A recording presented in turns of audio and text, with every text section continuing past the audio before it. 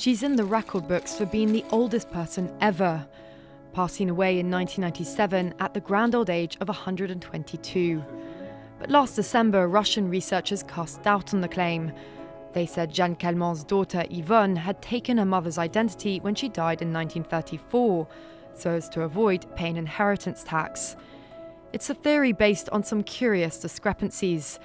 Whereas Jeanne's ID card listed the colour of her eyes as black, in real life they were grey. The shape of her ears appeared to change over her life, and some of her memories don't quite stack up. When Jeanne spoke of meeting Van Gogh in 1988, she said it was her husband who introduced them. My husband said, "Mr. Van Gogh, I present to you my wife." He looked me up and down. I was completely speechless, so I turned and ran away. That's all I saw of him. Except that at the time of the meeting, Jeanne couldn't have been older than 14. The Russians concluded that the world's oldest supercentenarian must have been a fraud. Not so, say a team of French, Danish and Swiss scientists in a new research paper.